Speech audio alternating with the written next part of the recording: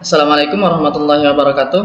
Perkenalkan, nama saya Arif Kisaprijal dari kelas F25A, Prodi Teknik Informatika Universitas Buana Perjuangan Karawang. Di video ini saya akan menjelaskan beberapa materi di mata kuliah struktur data yang terkait dengan array, hashmap, stack, dan queue. Sebelumnya, apa sih struktur data itu? Di sini struktur data adalah cara khusus untuk mengatur, menyimpan, dan mengelola data di dalam komputer agar dapat diakses dan dimodifikasi secara efisien. Bayangkan struktur data seperti lemari buku atau sistem pengarsipan. Jika Anda menata buku berdasarkan kategori, Anda pasti akan jauh lebih cepat menemukannya daripada jika buku-buku tersebut hanya ditumpuk sembarangan. Adapun beberapa bagian pada struktur data yang akan dijelaskan oleh saya kali ini. Yang pertama, array, yang kedua hashmap, yang ketiga stack, dan yang keempat queue. Pertama, ada array. Array adalah salah satu struktur data yang paling fundamental dalam dunia pemrograman karena kemampuannya dalam mengelola kumpulan informasi secara terorganisir. Dengan menyimpan elemen-elemen data dalam lokasi memori yang berurutan, array memungkinkan pengembang untuk mengakses informasi secara instan melalui sistem indeks yang dimulai dari angka 0. Nah, untuk contoh kasus sehari-harinya, di sini ada kasus menyimpan nilai ulangan siswa. Penjelasannya, setiap siswa memiliki nilai yang disimpan pada posisi tertentu. Posisi dimulai dari indeks 0. Lalu untuk mengambil nilai siswa ketiga, misal Citra, kita akses array dengan nomor 2. Karena memang array ini dimulai dari indeks 0, maka kita ketika ingin mengambil urutan ketiga, kita masukkan array-nya indeks nomor 2. Lalu semua data bertipe sama, misalnya integer. Untuk kodenya seperti ini ya. Sekarang kita coba untuk running. Kodenya seperti apa dan apa outputnya. Nah, ini untuk array ketika di run seperti ini ya. Dimulai program ini pertama kali kita membuat array dengan variabel nilai berisi nilai 85, 90, 78, 92, dan 88. Ketika kita ingin menampilkan semua nilai, kita masukkan perintah print dengan string semua nilai, lalu kita ambil variabel nilai. Nah, ketika kita ingin mengambil salah satu nilai, misal ini contoh indeks kedua, kita print nilai ketiga dan variabel nilai dengan indeks nomor 2. Maka ketika ditampilkan akan seperti ini outputnya. Nah, nilai ketiga yaitu 78. Lalu bisa juga kita mengubah nilai. Misal kita ingin mengubah nilai 1, indeks 1, berarti di sini 90 ya.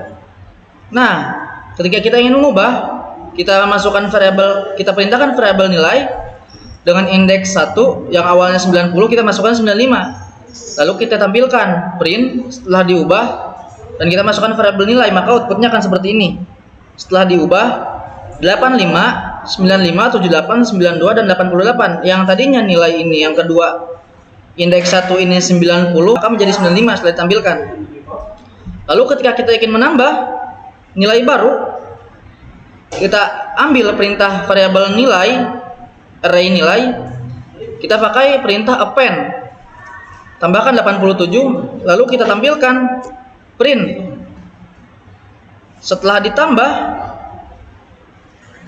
lalu kita ambil variabel nilai, maka outputnya ketika di run akan seperti ini. Setelah nilai ditambah, isinya 85, 95, 78, 92, 88, dan 87. Karena tadi kita menambah nilai 87, maka di sini akan tertampilkan di indeks ke-5 ya dengan nilai 87. Mungkin itu saja untuk array. Untuk materi kedua ada hashmap. Di sini hashmap adalah struktur data yang menyimpan informasi dalam pasangan key atau kunci dan value atau nilai. Berbeda dengan array yang menggunakan nomor urut atau indeks. Hashmap ini memungkinkan kita menggunakan label unik seperti teks atau ID untuk mencari data secara instan. Di balik layar, hashmap menggunakan fungsi matematika yang disebut hash function untuk mengubah key menjadi alamat memori tertentu, sehingga proses pencarian, penambahan, dan penghapusan data menjadi sangat cepat tanpa harus memeriksa seluruh isi daftar. Nah, bisa dilihat di samping ini ada contoh kasus. Dan contoh kasus menyimpan nomor telepon di buku kontak. Nah, di situasi pertama, misal kita memiliki buku kontak berisi banyak nama dan nomor telepon. Setiap nama unik dan terhubung dengan satu nomor telepon. Ketika kita ingin mencari nomor seseorang, kita cukup menggunakan nama sebagai kunci untuk menemukan nomornya dengan cepat, atau sebaliknya kita juga bisa memasukkan nomor teleponnya. Nah, cara kerjanya di sini pertama kali kita simpan data, dan ketika data sudah tersimpan, misal kita ingin mencari, maka kita masukkan key itu atau value, key yang berarti nama, atau value yang berarti nomor HP. Misal cari data, masukkan nama sebagai kunci, maka ketika kita cari akan muncul nama itu atau nomor itu. Untuk kodenya, nah ini untuk kodenya, bisa dilihat. Nah, ketika di running, kita coba running ya,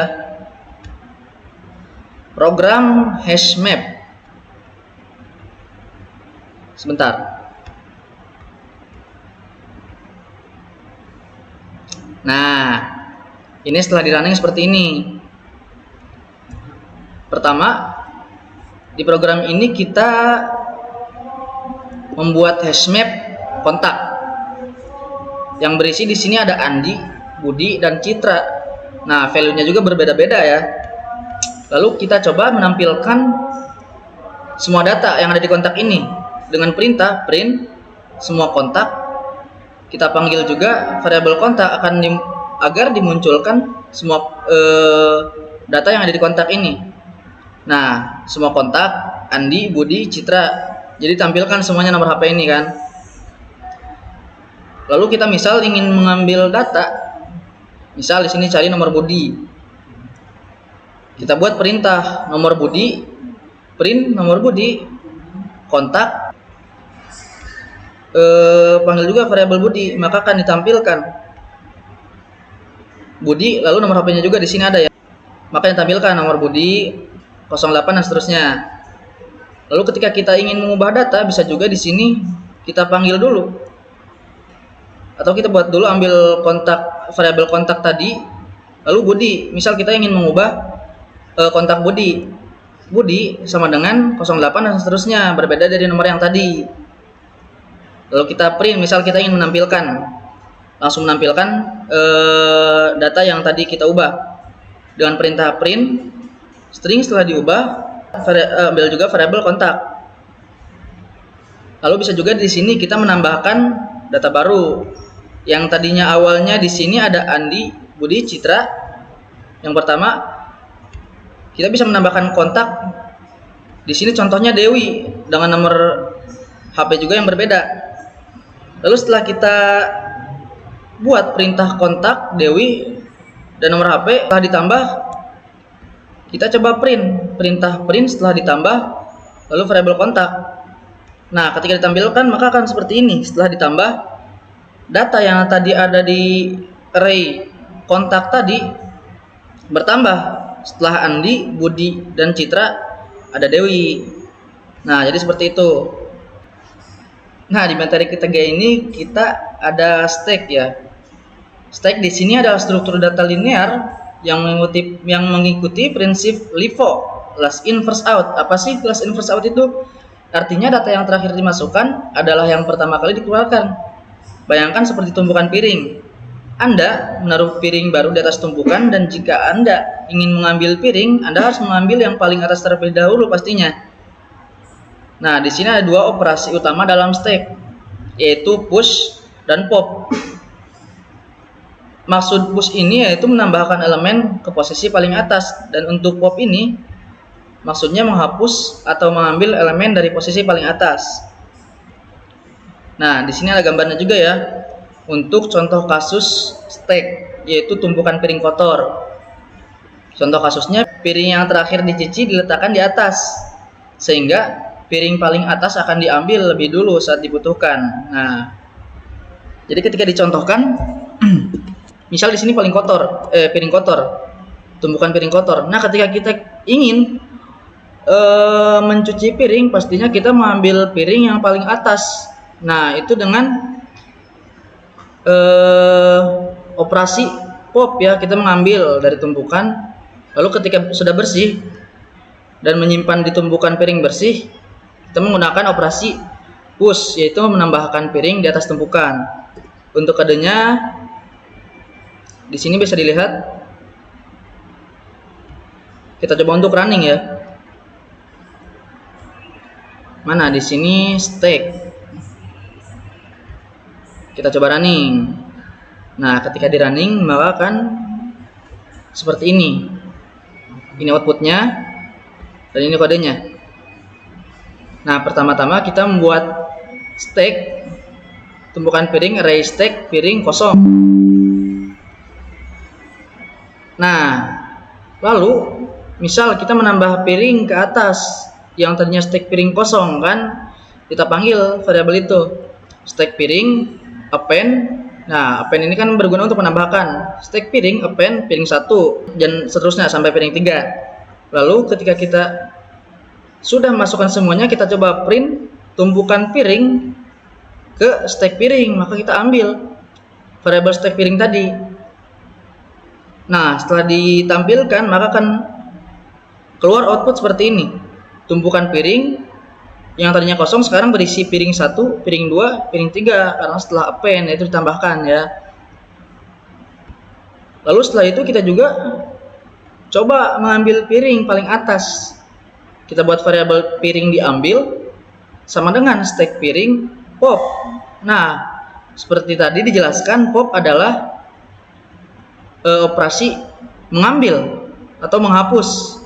Print, dengan perintah print piring yang diambil, stringnya kita ambil juga variabel piring diambil agar ketika di print itu muncul ya. Nah, seperti ini, piring yang diambil adalah piring 3, yaitu yang terakhir disimpan.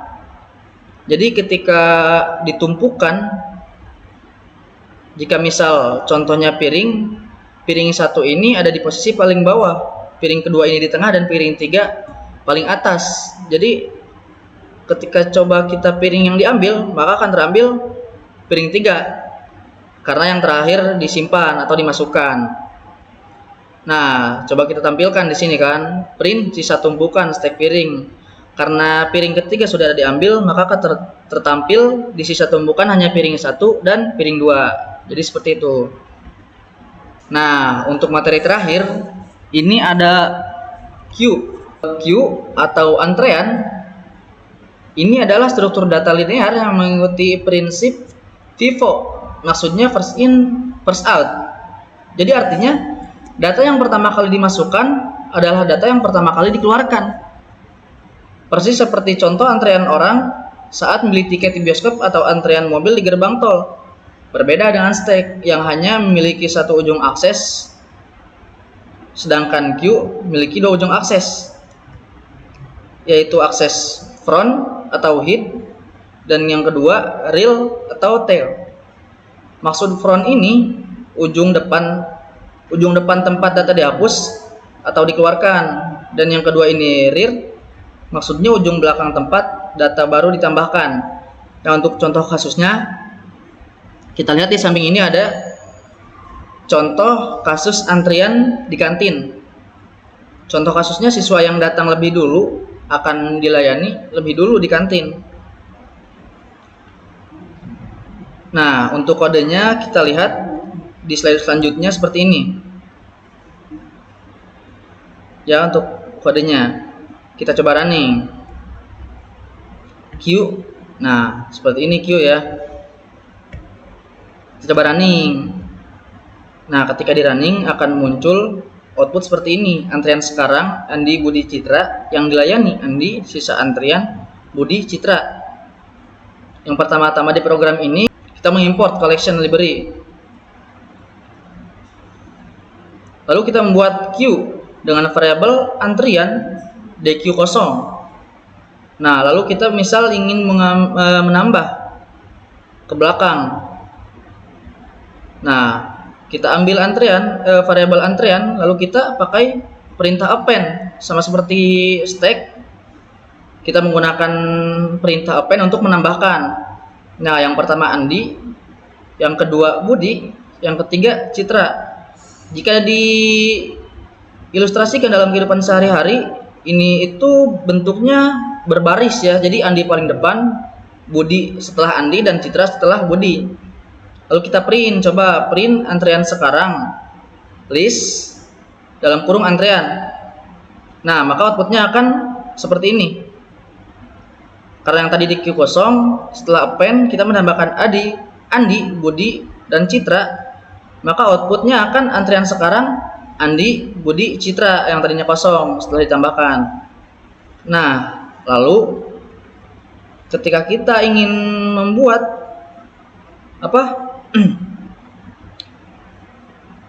operasi yang dilayani, kita buat variabel yang dilayani, ambil variabel antrian, lalu povleft. Jadi povleft itu seperti kita mengambil atau menghapus. Dengan perintah povleft, karena tidak perlu seperti array ya dengan indeks, kita tinggal povleft, maka yang terambil adalah yang paling pertama kita masukkan.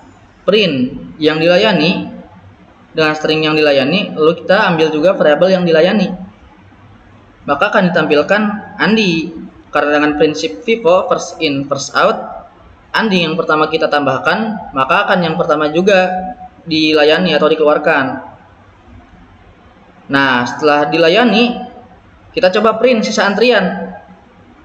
Kita coba perintah, lihat outputnya sisa antrian, print sisa antrian, list antrian. Kita ambil variabel antrian tadi setelah Andi di povleft ya.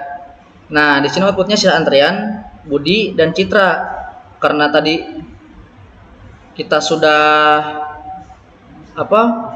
menggunakan povleft untuk melayani Andi atau mengeluarkan Andi, maka sisa antrian sekarang hanya ada Budi dan Citra. Ya, mungkin untuk queue itu saja ya. Jadi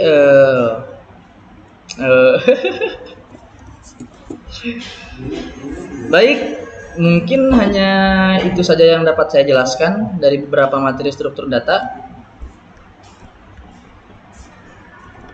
Mohon maaf bila ada kekurangan dan kesalahan. Terima kasih. Wassalamualaikum warahmatullahi wabarakatuh.